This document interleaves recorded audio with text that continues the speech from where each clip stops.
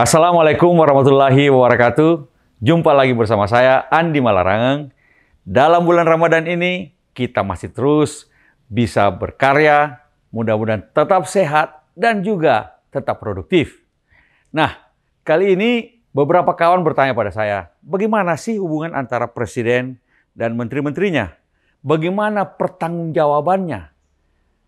Bisakah misalnya menteri-menteri berwacana sendiri di luar dari visi misi presiden dan wakil presiden tentu saja pada waktu itu?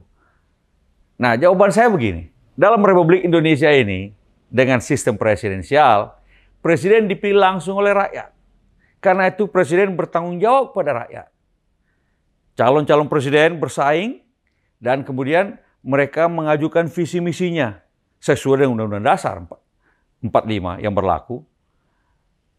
Dan kemudian rakyat menilai dan mengambil keputusan inilah yang terbaik sebagai presiden. Karena itu ketika presiden dan wakil presiden dibantu oleh wakil presiden menjabat sebagai presiden, maka presiden ya wajib untuk menjalankan visi misinya, janji-janjinya kepada rakyat itu. Nah, untuk menjalankan tugasnya, presiden kemudian mengangkat menteri-menteri negara, menteri-menteri yang jumlahnya juga ada undang-undang tentang kementerian yang kemudian dia bebas mengangkat siapa saja sebagai menteri. Itu namanya hak prerogatif presiden. Tetapi menteri-menteri ini bertugas untuk menjalankan visi misi presiden yang disampaikan pada waktu kampanye. Kemudian biasanya dibuatkan sebuah secara sistematis dan kemudian diturunkan oleh Bappenas, dan ini ada RPJMN, ada RPJP yang kemudian menjadi haluan para menteri-menteri untuk menjalankan tugasnya sebagai pembantu presiden. Karena itu, para menteri ini tidak boleh liar, jalan sendiri, berwacana sendiri, membuat kebijakan sendiri yang di luar dari atau apalagi bertentangan dengan apa yang digariskan oleh presiden. Nah, boleh nggak menteri berwacana? Boleh. Berwacananya itu dalam konteks menjalankan visi misi presiden. Tapi biasanya dalam pengalaman saya pernah jadi jubir 5 tahun, jadi menterinya Pak SBY, jubirnya Presiden SBY. Jadi kalau menteri ingin mengucapkan ide-ide, diucapkan pada waktu disampaikan kepada presiden. Biasanya ada rapat kabinet terbatas menyangkut bidang tertentu, atau rapat kabinet paripurna. Atau bahkan menteri tersebut bisa langsung menemui presiden, memberikan gagasan-gagasan tentang bagaimana visi misi presiden itu bisa berjalan lebih baik lagi dengan ide-ide baru dan sebagainya. Wacananya ke dalam, bukan keluar. Nah, kalau ada menteri kemudian berwacana di luar, kalau zaman Presiden SBY, kalau wacana itu tidak sesuai dengan garis presiden, garis kebijakan presiden, biasanya langsung ditegur, biasanya langsung selesai, berhenti juga. Tidak bisa ada begitu.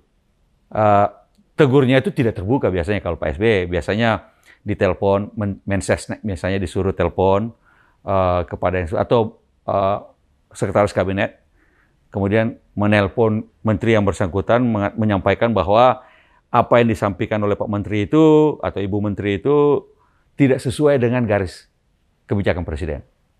Maka selesai. Segera dilakukan. Kalau tidak begitu, nanti menteri itu kejauhan perginya, berjalannya di luar dari kebijakan presiden. Nah, kita lihat misalnya dalam pemerintahan Presiden Jokowi ini ada beberapa menteri, Menko Perekonomian, ada juga Menko Investasi, kemudian juga ada ketua-ketua umum partai yang mendukung Presiden Jokowi juga, yang sebagian dari partai-partai tersebut punya menteri di kabinet juga. Dan mereka menteri-menteri ini membuat wacana publik bahwa ada yang bilang dia dapat pesan dari pengusaha bahwa alangkah baiknya jabatan presiden diperpanjang. Ada lagi yang mengatakan dia ketemu petani, lalu kemudian katanya sebaiknya masa jabatan presiden Jokowi diperpanjang. Ada lagi yang mengatakan punya big data. Dan big data itu menginginkan Presiden Jokowi tambah lagi masa jabatannya. Tambah lagi diperpanjang masa jabatannya. Atau 3 periode. Nah, ini ke publik mereka melakukannya. Dan cukup lama, berminggu-minggu tidak ada tanggapan dari Presiden. Malah Presiden mengatakan bahwa dia tidak bisa melarang orang berwacana. Nah, bahkan ini kemudian wacana itu diikuti juga penggalangan massa kayak model kebulatan tekad. Kepala-kepala desa dikerahkan untuk mengucapkan kebulatan tekad ala zaman Soeharto dulu, Orde Baru. Bahwa menginginkan Presiden Jokowi 3 periode perpanjangan masa jabatan presiden dan sebagainya. Nah, ini kalau berlarut-larut tidak ada teguran dari presiden, maka orang bisa saja mengatakan bahwa atau berambil kesimpulan, menginterpretasikan bahwa jangan-jangan Presiden Jokowi setuju. Dalam teori kebijakan publik, no policy is a policy indeed. Walaupun tidak ada kebijakan, itu adalah kebijakan itu sendiri. Kalaupun tidak ada reaksi dari presiden, bisa diinterpretasikan memang kebijakan presiden adalah membiarkan wacana tersebut. Bisa diartikan semacam itu. Nah, memang kemudian Pak Jokowi, Presiden Jokowi kemudian dalam sebuah acara di istana juga mengatakan bahwa sudah cukup, jangan lagi ada yang kemudian berbicara tentang perpanjangan masa jabatan ataupun 3 periode. Ini dengan demikian maka mestinya para menteri itu selesai sudah, tidak ada lagi yang berwacana semacam itu. Para menteri maupun juga ketua-ketua partai, ketua umum partai yang berada dalam koalisi pendukung pemerintahan Jokowi yang punya juga menteri-menteri di kabinet atau pejabat-pejabat yang di dalam lingkungan kekuasaan. Sebenarnya agak terlambat Presiden Jokowi untuk memberi reaksi semacam itu. Membiarkan begitu lama wacana publik berkembang dari lingkungan kekuasaannya. Karena tidak ada visi menteri mestinya. Itu juga dikatakan sudah oleh Presiden Jokowi sejak mulai menjabat. Tidak ada visi menteri.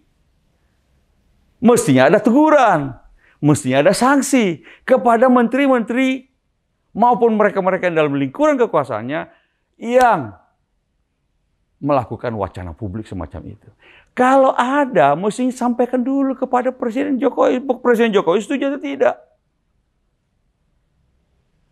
Kalau sekali lagi, saya dulu berada dalam masa Presiden SBY. Dalam masa Presiden SBY, jelas ada menteri yang melakukan wacana di luar garis presiden, segera diberikan teguran.